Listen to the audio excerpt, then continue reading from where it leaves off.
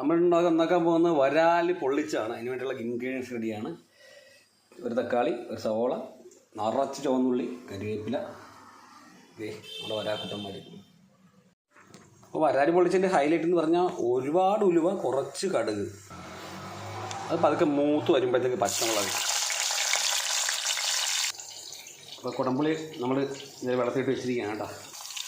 പച്ചമുളക് ഒന്ന് മൂത്ത് വരുമ്പോഴത്തേക്ക് നമുക്കൊരു സാധനം ഇട്ട് കൊടുക്കണം. ഒന്ന് ചുവന്നുള്ളിയാണ്. അത് കഴിഞ്ഞ് ബാക്കി ചുവന്നുള്ളി മൂത്തിട്ട് ബാക്കി ചെയ്യാം. ചെറിയുള്ളി ചെറുതായിട്ട് വാടി വരുന്ന സമയത്ത് നേരെ തക്കാളി, ഒരു സവോള. കാരണം പൊള്ളിക്കുന്നതിനകത്ത് നമുക്ക് ഒരുപാട് ലഗേജിൻ്റെ ആവശ്യമില്ല കേട്ടോ. അപ്പോൾ അതുകൊണ്ട് തന്നെ ഇടുന്ന ഇൻഗ്രീഡിയൻസ് കുറവാണ്. കാരണം നമുക്ക് വരാലാണ് നിറഞ്ഞു നിൽക്കുന്നത്, അല്ലാതെ പച്ചക്കറി ഇല്ല. അപ്പം ഒരു തക്കാളി, ഒരു സവോളയും, ഒരു 10-12 ചുവന്നുള്ളി ഇങ്ങനെ ധാരാളമാണ്. നമുക്ക് ഈ റെസിപ്പിയിൽ പൊള്ളി നല്ലോണം നല്ല വാട്ട പരുവാകുമ്പോഴത്തേക്ക് നമുക്ക് മാറ്റി തരാം. അപ്പോൾ ഇനിയാണ് ഇതിൻ്റെ ഹൈലൈറ്റ് കാര്യങ്ങൾ. ആദ്യം വാടി വന്നതിൻ്റെ പുറത്തേക്ക് മഞ്ഞൾപ്പൊടി. ഇതിൻ്റെ കൈയൊന്നും കണക്കല്ല, കൈ കണക്കാണ് കേട്ടോ. കൈ കണക്കെന്ന് പറയുമ്പം അതങ്ങനെയാണ്, അത് സമയം കഴിയുമ്പോഴത്തേക്ക് നമുക്ക് എല്ലാവർക്കും വരുന്ന സാധനം. കാശ്മീരി മുളക് പൊടി. കാശ്മീരി മുളക് പൊടി കുത്തിക്കണം, കാരണം കളറുണ്ടെങ്കിൽ ഈ കറിക്കൊരു സുഖമുണ്ട്. കളറിന് വേണ്ടിയാണ് നമ്മൾ കാശ്മീരി മുളക് പൊടി ചേർക്കുന്നത് കേട്ടോ. അത് കഴിഞ്ഞിട്ട് എരിവിന് വേണ്ടിയിട്ട് ഇഞ്ചിയും വെളുത്തുള്ളിയൊന്നും ചേർത്തില്ല, പെട്ടെന്നുള്ളൊരു പരിപാടിയാണ്. അതുകൊണ്ട് തന്നെ ഇഞ്ചിയും വെളുത്തുള്ളിയും ചേർത്തില്ല. കാരണം എനിക്ക് ഇങ്ങനെ ചെയ്യുന്നൊരു കാര്യം മാത്രമാണ് ഇഷ്ടം. പെട്ടെന്നുള്ള പരിപാടി ആയിരുന്നു, ഒരു കോപ്പും ചെയ്യാൻ പറ്റില്ല. പിന്നെ അവസാനം ഒരു ചെറിയൊരു പൊടിക്കാൻ വേണ്ടി. പിന്നെ ഇതിപ്പോൾ ഇവിടെ വന്നു കഴിഞ്ഞ് ശീലിച്ചാണ്, ഞാൻ ഇടാറില്ലായിരുന്നു. പക്ഷേ ഇത് ഫ്ലേവർ എനിക്ക് മനസ്സിലാവും. ആച്ചിയുടെ ഫിഷ് മസാലയാണ്, ഫിഷ് ഫ്രൈ മസാല അതിനകത്ത് ഇടും.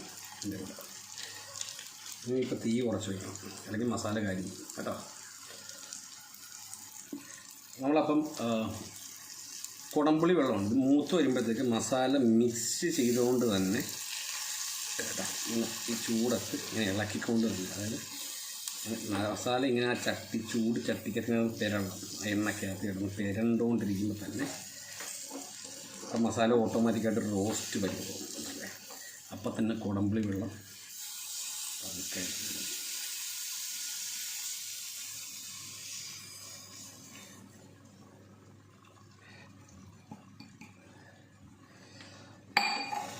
ആ റോസ്റ്റ് ചെയ്ത മസാലയും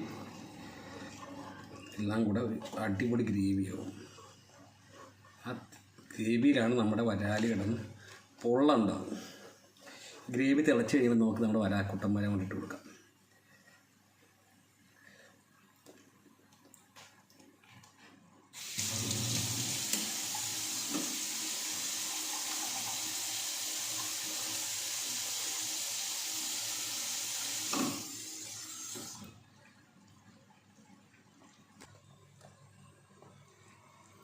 അപ്പോൾ ഗ്രേവി തിളച്ച് തുടങ്ങിയിട്ടുണ്ട്.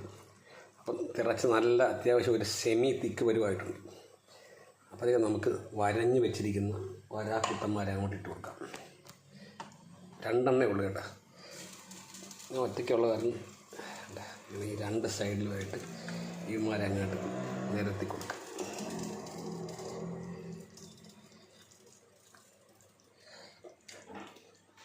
മനസ്സിലായോ?